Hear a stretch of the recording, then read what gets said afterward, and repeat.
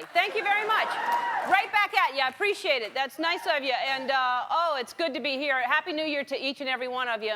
The other night, I had a little celebration. I had a dinner party and for the New Year. And I don't know if it's a dinner party. At what point do you call it a party, really? There were 4 of us. But it was a, you know, I guess it's a dinner party with 4 people. We had a keg. And,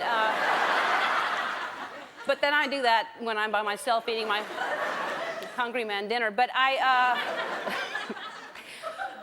this friend of mine, I said, you know, come over for dinner, and that's how I invite people. And so she said, I should warn you, I'm allergic to cats. And I said, well, I'm not serving cat, and but I hope you like poodle. And she,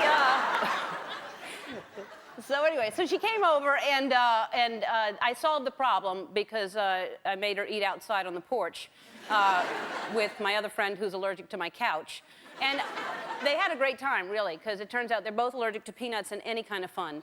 And so, but this is my point. If you're going to be a host, be a responsible host. You have to find out what people are allergic to before they come over. I mean, he was allergic to down, so the sofa he couldn't be near the sofa, and she's allergic to cats. And so, and especially when people come over, people are allergic to a lot of things. Penicillin.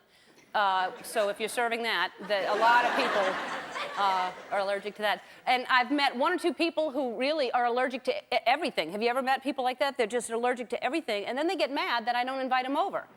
But their plastic bubbles will not fit through the door when they're... Some people are allergic to histamines, which is wine. That's all it is histamines. It's just a bottle of juiced up histamines. And poor people. Can you imagine what are their lives like without the sweet, sweet nectar of the gods? Empty, I imagine, and clear-headed. But a lot of people, and also this is a big thing you learn when you're inviting people over, they can't eat shellfish. A lot of people are allergic to shellfish. Their throats close up, and then their face swells up. And the funny thing is, when this happens, they look like blowfish. Isn't that ironic? Don't you think? Some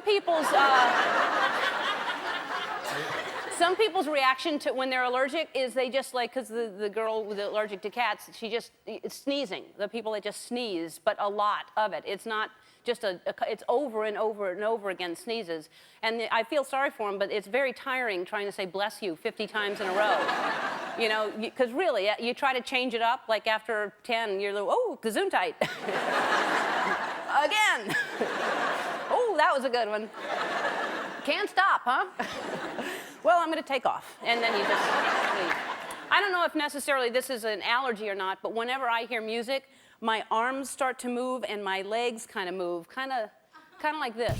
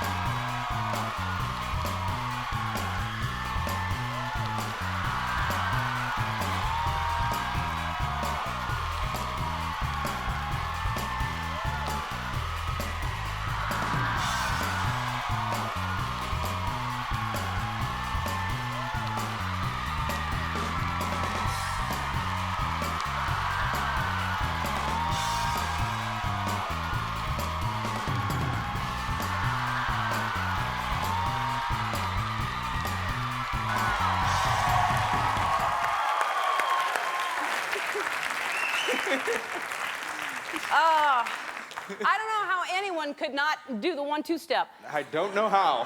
That's Sierra, and I don't know if have you heard that song before, Sierra? I like it a lot. Yeah. Missy Elliott produced it. Is that right? Yeah. I know Missy Elliott's in the video. She produced it? She with the other guy she works with. Can't remember. You know me and names. It's your business. You're the music man. You're supposed to know that. I know the song. It's a great song. Yeah. Hey, on the show today, Dustin Hoffman is here. Oh, he is. He's in a movie called Meet the Fockers.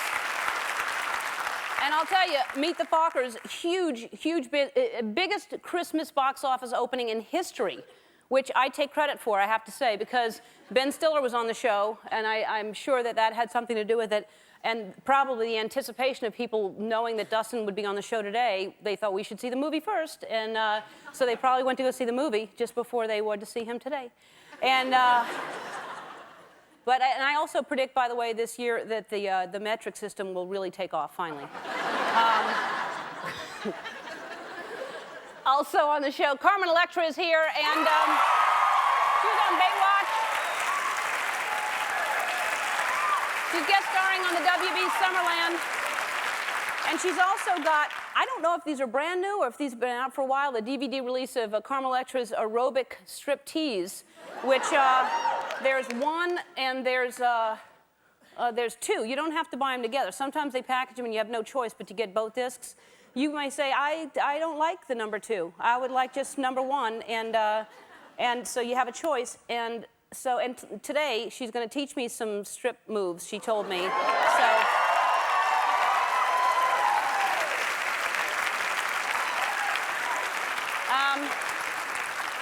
I was actually trying to learn some ahead of time, so I had a little head start, and I tried to open the packaging, basically trying to strip this thing, and I've lost 6 pounds. I can't get it open. It's a good workout. Over the holidays, a lot of people on our staff, obviously we had time off. They didn't come to work, but a few went into labor. And so they had some babies, and I'll tell you, babies make a great stocking stuffer, by the way. Last minute. So here we got all these pictures of our babies. One of our writers, Margaret Smith, she has a new little boy, True Foster, born December 6th, 7 pounds, 15 ounces, which it looks like she kind of held him up to that 7-Eleven cam, kind of just to save. And then one of our producers, Melissa Geiger Schrift, she has Mia Jane, December 17th she was born, 7 pounds, 10 ounces. Look at that. And her mom weighed in, I believe, at 135 pounds, 67 inches. And then our executive producer, Mary Conley, who is not with us for the next few months. Sarah Elizabeth was born December 27th, 6 pounds, 13 ounces. And I just saw her yesterday. She is precious, that little baby. And these pictures, by the way, are also a good example of the 3 stages of milk drunk, if you really look at them. Seriously, Mia, she's had a little bit to be sociable, but can still operate heavy baby machinery. And then Sarah, she's had a half a bottle and slurring goo-goos right now. And True, he's gone. He doesn't know what his name is, where he is. Yeah. A new baby is a great way to kick off the new year, I'll tell you that. And another way to start the new year is to help people in need. We have all seen the devastation in Southeast Asia, and you don't have to feel helpless about it. There's something you can do. The American Red Cross and UNICEF says the best way you can help is to donate money to the tsunami relief funds. Don't send food, don't send clothing, because those items are too hard to ship over there. So send them money, and really as little as $5 will help. So if you can send more, obviously, send more. But you can log on to our website to find out how you can donate to the American Red Cross, UNICEF, and other organizations. And a lot of people, by the way, have gone. I mentioned before to go to the website. It's a good website anyway. Just visit the website. But I mentioned if you're getting a really bad gift this season, to send it, because I'm curious to see what people are receiving and what you think is bad. And a lot of you got some doozies, I'll tell you that. We have Angie Platt, I believe her name is, from Columbus, Ohio. While I have a passion for Hawaii, I did not have a passion for this bright Hawaii-esque sequined, eye-catching tote bag. Bless her heart for trying, though. Well, she knew you liked Hawaii, and she was being thoughtful. I mean, what else can you get from Hawaii besides maybe an autographed picture of Don Ho or this eye-catching bag? Well, if anyone steals it, they're going to be caught quickly because somebody will see it. So, although I think the odds of anyone stealing it are slim. But, so that's then Jasmine Bellinger from Santa Rosa, California. A friend of mine thought what I really needed was more vegetables in my diet, so she thoughtfully gave me this Brussels sprout tree. All right, even in Brussels, this is forbidden. Really, nothing says happy holidays like some fiber in your diet. But the only thing, look at this thing. The only thing that could make this gift worse was if it were cooked, basically, or covered in cheese, or if it was just a tree of cheese, or a hunk of rancid meat smothered in blue cheese and stuffed in a dirty sock. But, so if you think that way, you pretty much got a great gift. That's the way you have to look at it. It could have been a lot worse. Karen Miller from Edina, Minnesota. Her mother-in-law, every year she hides our Christmas gift of money. This year she hid little tiny washers in a box of sawdust. Each washer has a number on it and it represents a dollar amount that we bring to her and she gives us the bill. She's done this for many years and it's the highlight of our Christmas. She's also, in the past, she's baked $20 bills into cookies and she's hid the money on top of the ceiling fans and turned them on while we were all in the room talking. It is actually fun. It sounds kind of weird, but that's how I pay my staff every week. And they still haven't found last week's, so. All right.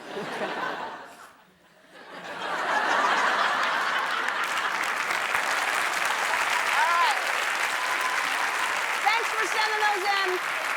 I don't think that we've seen the worst, though. I think keep them coming in, because seriously, I've said, you may send in a gift that you think is horrible, and someone else may send in the same gift thinking that they got a great gift. So. But I'm still curious to see what you got, so keep sending them in. When we come back, Dustin Hoffman's going to be sitting right here. We'll be right back.